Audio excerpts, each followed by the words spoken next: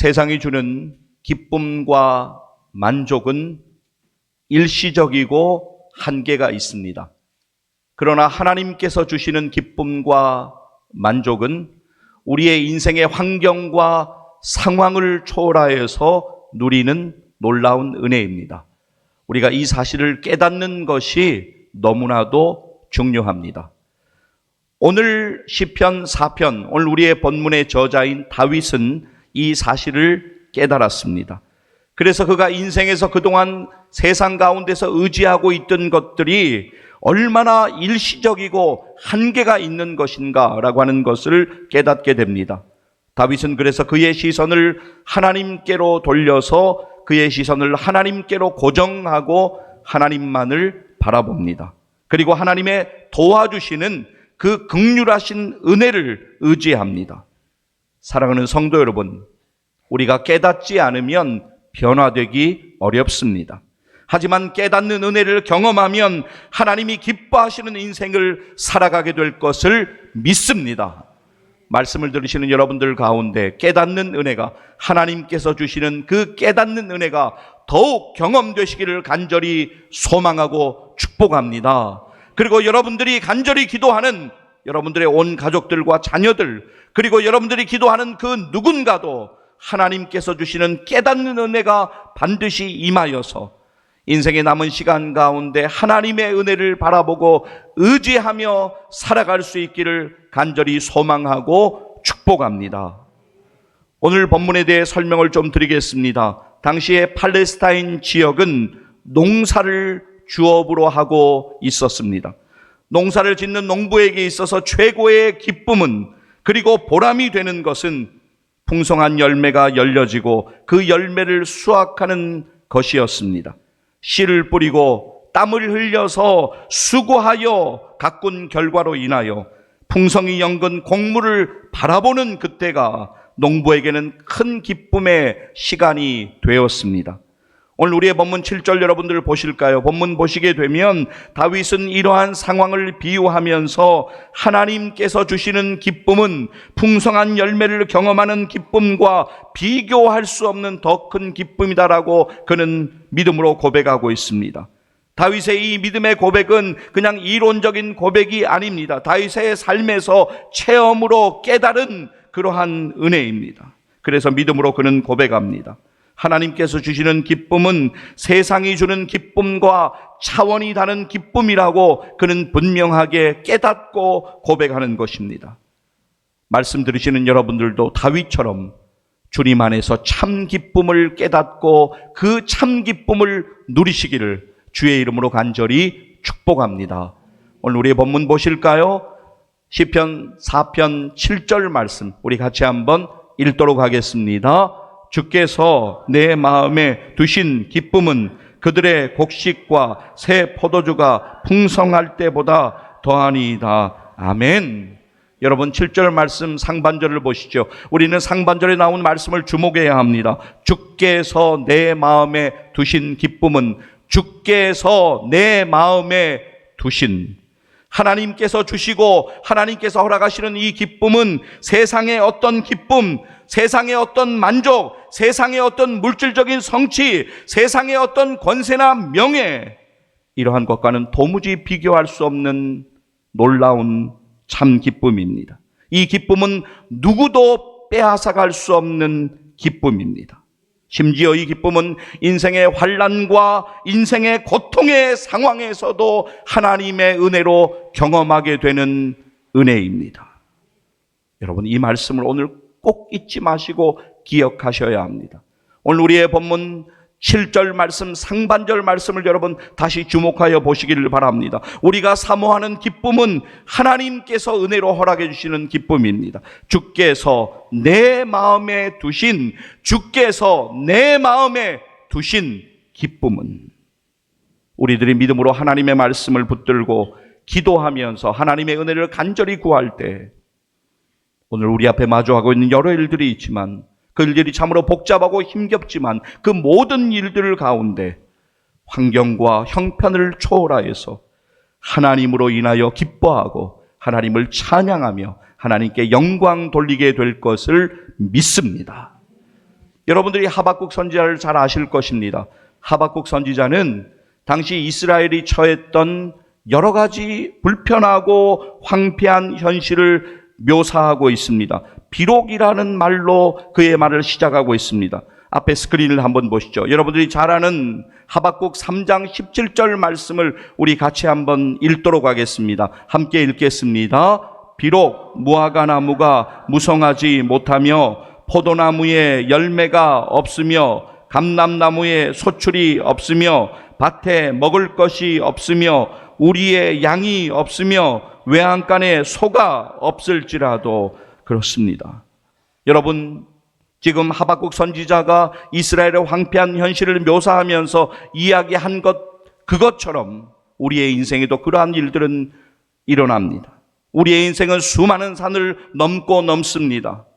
때로는 험악한 골짜기도 지납니다. 그리고 목마르고 황폐한 광야도 우리는 지납니다. 때론 하박국 선지자가 말하고 있는 못하며 없으며 없을지라도라고 하는 그러한 경험을 우리도 합니다. 그러나 사랑하는 여러분, 그러한 형편 가운데에서 하박국 선지자가 믿음의 고백을 했던 것처럼 우리도 믿음의 고백을 했으면 좋겠습니다. 여러분, 즐거워하며에 해당하는 히브리어 엘로자와 기뻐하리로다에 해당하는 히브리어 아길라라는 단어는 시편에서 다윗의 믿음의 고백에서도 자주 등장하는 두 단어입니다. 하박국 선지자의 믿음의 고백을 이제 보시겠습니다. 이 고백이 저와 여러분의 동일한 고백이 되기를 소원하며 우리 함께 말씀을 읽도록 하겠습니다. 스크린 보시겠습니다. 하박국 3장 18절 말씀 함께 읽도록 하겠습니다. 나는 여호와로 말미암아 즐거워하며 나의 구원의 하나님으로 말미암아 기뻐하리로다. 아멘. 다시 한번 우리 믿음으로 다시 읽고 고백하기를 원합니다. 함께 읽습니다. 나는 여호와로 말미암아 즐거워하며 나의 구원의 하나님으로 말미암아 기뻐하리로다. 아멘. 할렐루야. 하나님 말씀을 붙드셔야 합니다. 여러분, 정말로 하나님의 은혜 안에서 기뻐하시고 하나님의 은혜 안에서 즐거워하시는 그런 인생을 사시기를 주의 이름으로 간절히 축복합니다. 여러분, 우리의 가치를 어디에 두느냐에 따라서 정말 많은 것이 달라지게 됩니다. 세상이 주는 기쁨과 만족에 인생의 가치를 둘 것인가, 아니면 하나님의 은혜 안에서 누리는 참 기쁨과 만족을 누리는 일에 가치를 둘 것인가. 우리가 날마다 선택의 기로에 서게 됩니다. 우리의 선택의 기준은 하나님을 향한 믿음이 되어야 합니다. 우리의 선택의 기준은 하나님의 말씀에 순종하는 것이 되어야 합니다. 우리의 선택의 기준은 하나님께 영광 돌리는 것이 되어야 합니다. 여러분, 오늘 말씀을 기억하셨으면 좋겠습니다. 그래서 오늘 말씀을 기억하며 우리의 신앙의 둥지가 낮게 지어지지 않기를 원합니다. 우리의 신앙의 둥지가 높은 곳에 견고하게 든든하게 지어져 가기를 간절히 소망합니다. 일본의 아동 문학가 가운데 노베찌라는 문학가가 있습니다. 그가 어느 날 이런 광경을 봅니다.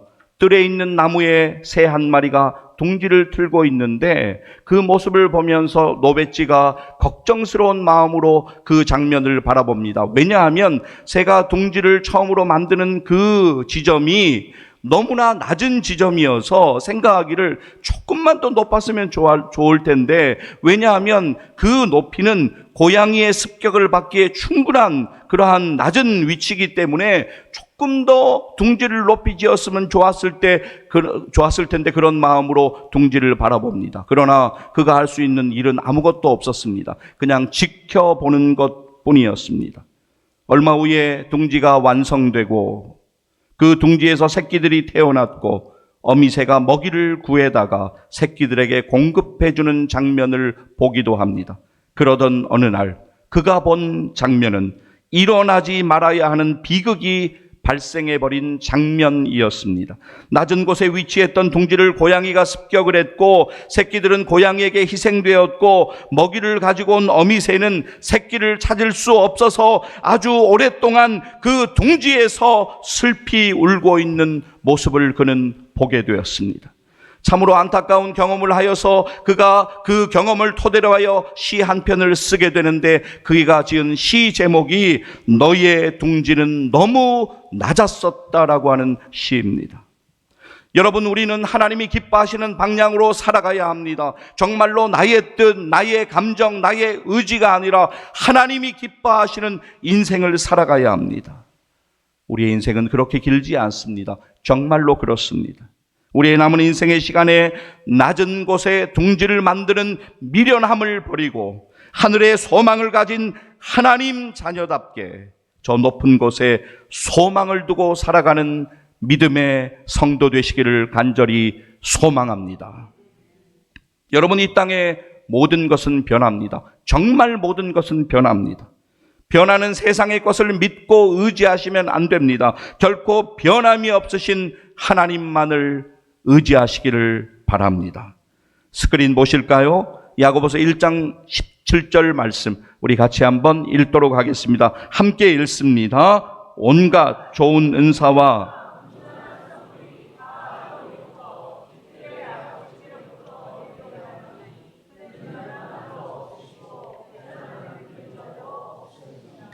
아멘. 이 말씀 여러분 아시는 분 있겠지만 혹시 처음 보신 분들도 계실 것입니다. 야고보서 1장 17절 다시 보여주실까요? 같이 한번 다시 읽도록 하겠습니다. 온갖 좋은 은사와 온전한 선물이 다 위로부터 빛들의 아버지께로부터 내려오나니 그는 변함도 없으시고 회전하는 그림자도 없으시니라. 아멘. 여러분, 그렇습니다. 변함이 없으신 하나님께 우리는 모든 것을 맡기고 기도해야 합니다. 그러면 하나님께서 반드시 하나님의 방법으로 하나님의 때에 하나님께서 인도하여 주시는 그 은혜를 우리는 경험하게 될 것입니다. 여러분, 기도함으로 하나님 앞에 날마다 겸손히 엎드리셔야 합니다. 코람데오의 믿음으로 하나님 앞에서, 다른 것 아닙니다. 하나님을 의식하고 코람데오의 믿음으로 하나님 앞에서 믿음으로 엎드려서 날마다 기도하고 살아가셔야 합니다. 제가 좋아하는 책 가운데 기도의 전성기를 경험하라라고 하는 책이 있습니다. 그 책의 저자인 이인호 목사가 했던 이야기가 저에게 참으로 공감이 됩니다. 자, 화면 보여주시는데 제가 읽겠습니다. 여러분 한번 들어보십시오. 저에게는 참 공감이 되었습니다. 우리가 기도하지 않으면 결코 시험의 때에 이길 수 없다. 뻔히 시험인 줄 알면서도 넘어진다. 저는 이 부분이 참 공감이 되었습니다. 뻔히 시험인 줄 알면서도 넘어진다. 그럴 때가 정말 있습니다. 이어서 그의 말을 읽도록 하겠습니다. 기도의 자리에서 졸았다가 시험에 들었던 베드로는 나중에 그의 서신에서 근신하라, 깨어라. 너희 대적 마귀가 우는 사자같이 두루다니며 삼킬 자를 찾나니 라고 말했다. 우리가 근신하여 깨어 기도하는 것 외에는 마귀를 이기는 승리의 방법이 없다는 것이다. 여러분, 정말로 그렇습니다. 다른 방법은 없습니다. 하나님의 말씀을 붙들고 하나님 앞에 하나님의 은혜를 구하며 겸손하게 엎드릴 때 우리는 하나님의 은혜를, 하나님께서 공급해 주시는, 하나님께서 허락해 주시는 그 긍휼하신 은혜를 반드시 경험하게 될 것을 믿습니다. 여러분, 오늘 이 시대를 살아가는 사람들 모두는 무엇인가 쫓긴 듯이 오늘을 살아가고 있습니다. 여러분, 삶을 한번 돌아보십시오. 얼마나 분주하십니까? 얼마나 바쁘십니까? 얼마나 피곤하십니까? 하루하루가 더해져서 한 주간이 정말 빨리 지나가는 것 같습니다. 벌써 오늘이 2024년 11월의 세 번째 주일로 우리가 하나님 앞에 예배 드리고 있지 않습니까? 우리가 이렇게 분주하게 살아가고 정말 피곤하게 살아가면서 우리들에게 일어나는 현상이 있습니다. 그것은 무엇이냐면 하나님이 주시는 평안을 잃어버리고 오늘을 달려가고 있다는 사실입니다. 그러나 사랑하는 여러분, 오늘 우리가 하나님의 말씀을 붙들고 하나님의 은혜를 사모하며 하나님의 평안을 구하며 우리가 기도함으로 엎드릴 때 하나님께서 은혜 주시고 우리의 마음에 잃어버린 평안을 회복시켜 주실 것을 믿습니다. 다시 말씀드립니다. 그 평안은 우리의 인생의 상황과 환경을 초월하는 하나님이 주시는 은혜입니다.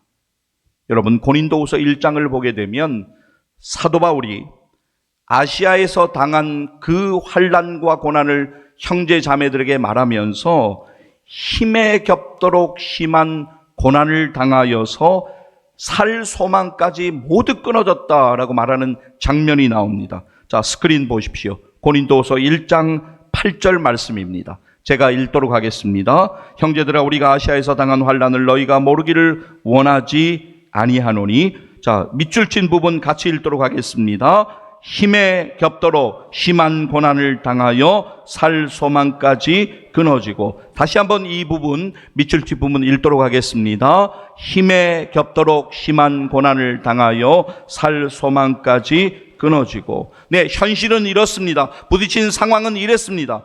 그러나 우리는 이어지는 9절과 10절 말씀을 주목하여 보아야 합니다. 9절 말씀 같이 읽도록 하겠습니다.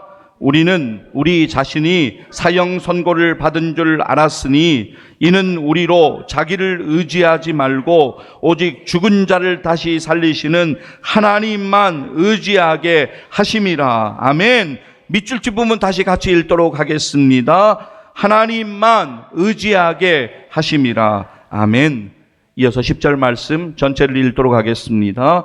그가 이같이 큰 사망에서 우리를 건지셨고 또 건지실 것이며 이후에도 건지시기를 그에게 바라노라. 아멘. 그렇습니다. 구원의 하나님, 우리를 큰 사망 가운데서 건지시는 하나님을 우리가 믿음으로 의지하고 더욱 바라볼 때 하나님께서 우리에게 주시는 그 은혜를 우리는 반드시 경험하게 될 것을 믿습니다. 여러분과 함께 기도하고 싶어서 기도문을 적어왔습니다. 화면에 기도문 보여주시면 여러분 기도하는 마음으로 기도문 함께 전체를 읽도록 하겠습니다. 함께 기도하겠습니다. 주님, 저의 염려와 근심을 믿음으로 맡깁니다. 저를 불쌍히 여겨주시고 은혜로 돌보아 주시고 은혜로 인도하여 주시옵소서. 예수님의 이름으로 기도합니다. 아멘. 이러한 기도가 날마다 드려져야 합니다. 베드로전서 5장 7절 말씀 여러분들 잘 아시죠? 화면에 보여주시겠습니다. 이 말씀 여러분들 잘 알고 있는 말씀이지만 이론으로 알고 있는 말씀이 아니라 우리의 삶에 체험되는 말씀 되기를 간절히 소망하면서 함께 말씀 읽도록 하겠습니다. 너희 염려를 다 주께 맡기라. 이는 그가 너희를 돌보심이라. 아멘. 그렇습니다. 베드로전서 5장 7절 말씀 다시 믿음으로 읽도록 하겠습니다. 너희 염려를 다 주께 맡기라. 이는 그가 너희를 돌보심이라. 아멘. 그렇습니다. 여러분, 모든 것이 하나님의 은혜입니다. 우리가 자고 깨는 것도 하나님의 은혜입니다. 여러분, 우리의 자고 깨는 것 하나님의 은혜임을 날마다 기억하셔야 합니다. 오늘 우리의 본문 조금 앞쪽으로 가서 보시겠습니다. 자, 시편 3편으로 가셔서 5절 말씀 한번 보도록 하겠습니다. 시편 3편과 시편 4편은 연결되어져 있습니다. 시편 3편 5절 말씀 우리 같이 한번 읽도록 하겠습니다. 내가 누워 자고 깨었으니 여호와께서 나를 붙드심이로다. 다시 한번 5절 말씀 읽습니다. 내가 누워 자고 깨었으니 여호와께서 나를 붙드심이로다. 아멘. 여러분, 이 고백은 믿음이 없이는 도저히 할 수 없는 고백입니다. 시편 3편의 상황은 압살롬의 반란으로 인하여 다윗이 너무나 큰 곤란을 당하고 있던 때 지어진 시편입니다.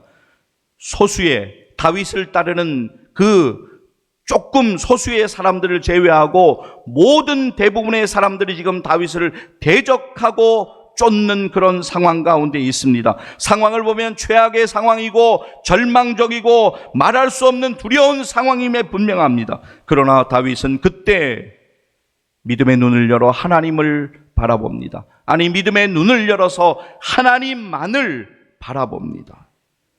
시편 3편 6절 말씀에서 다윗은 이렇게 고백합니다. 시편 3편 6절 말씀 같이 읽도록 하겠습니다.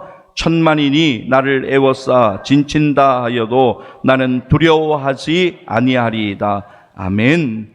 두려운 상황 가운데에서 구원의 하나님을 믿음으로 바라본 것입니다.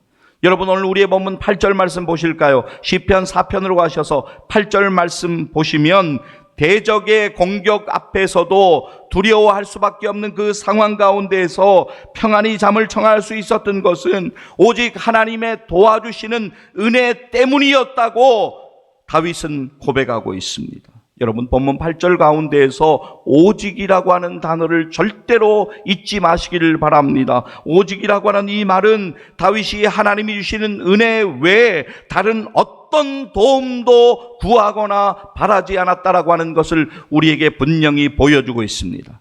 시편 4편 8편 오늘 우리의 본문 말씀 함께 읽도록 하겠습니다. 내가 평안히 눕고 자기도 하리니 나를 안전히 살게 하시는 이는 오직 여호와이시니이다. 아멘. 그렇습니다. 시편 4편 8절 말씀 여러분 꼭 기억하셨으면 좋겠습니다. 다시 한 번만 같이 읽도록 하겠습니다. 내가 평안히 눕고 자기도 하리니 나를 안전히 살게 하시는 이는 오직 여호와이시니이다. 아멘. 그렇습니다. 여러분, 시편 121편 1절과 2절 말씀을 아마 기억하실 것입니다.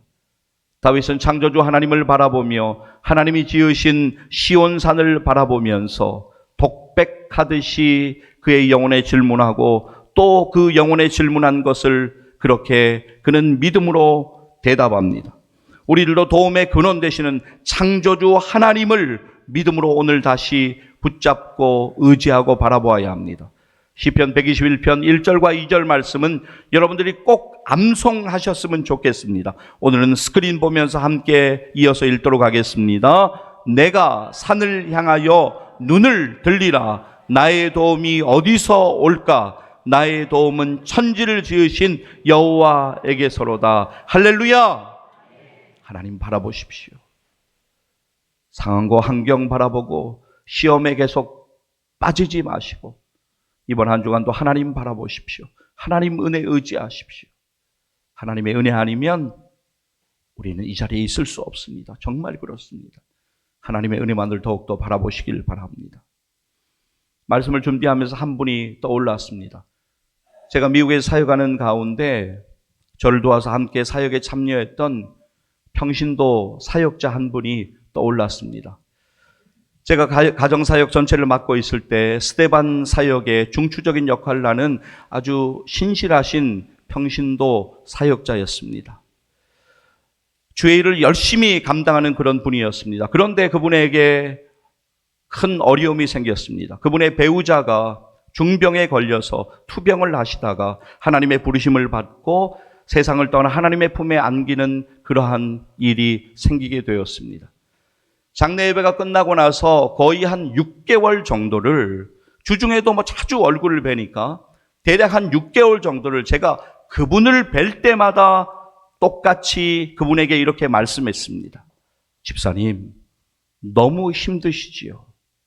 집사님, 너무 힘드시지요. 그렇게 제가 이렇게 인사처럼 말을 건네면 그분은 항상 똑같은 대답으로 저에게 말씀하셨습니다. 목사님, 저를 아시잖아요. 저 많이 강합니다. 저 괜찮아요. 그렇게 대답하셨습니다. 거의 6개월 동안을 제가 그분에게 거의 비슷한 질문을 드렸습니다. 그냥 인사로 이렇게 건넸습니다. 집사님, 정말 너무 힘드시지요. 그럴 때마다 그분은 아니요, 저는 강합니다. 저는 괜찮습니다. 그리고 6개월 정도가 지났습니다.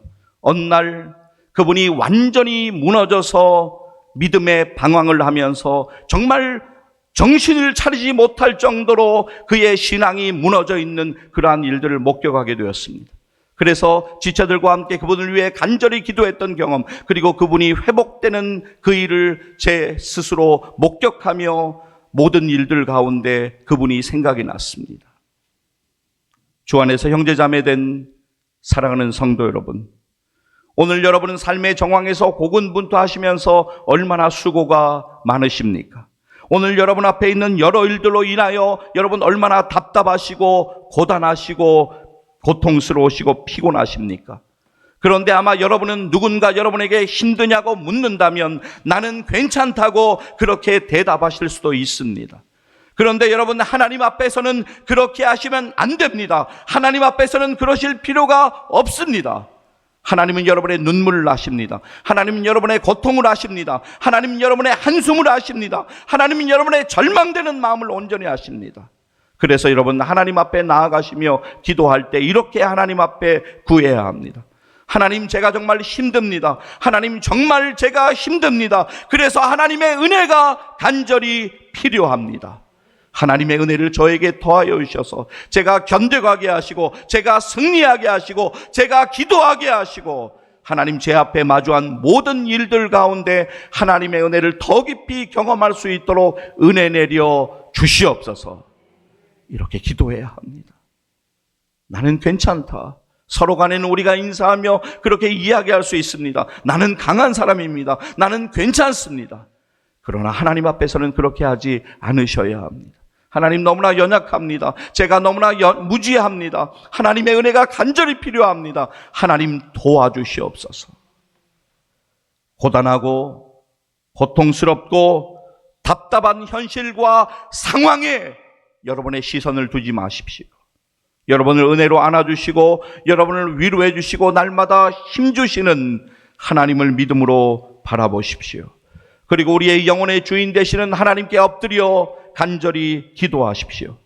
지금까지 여기까지 여러분을 인도하시고 도와주셨던 하나님께서 세상의 기쁨과 도저히 비교할 수 없는 하나님의 은혜 안에서 누리는 기쁨을 경험하게 하실 것을 믿습니다. 모든 상황 속에서 두려워할 수밖에 없는 상황 속에서 두려워하지 않고 하나님의 은혜 안에서 누리는 평안을 하나님께서 여러분 가운데 허락하실 것을 믿습니다.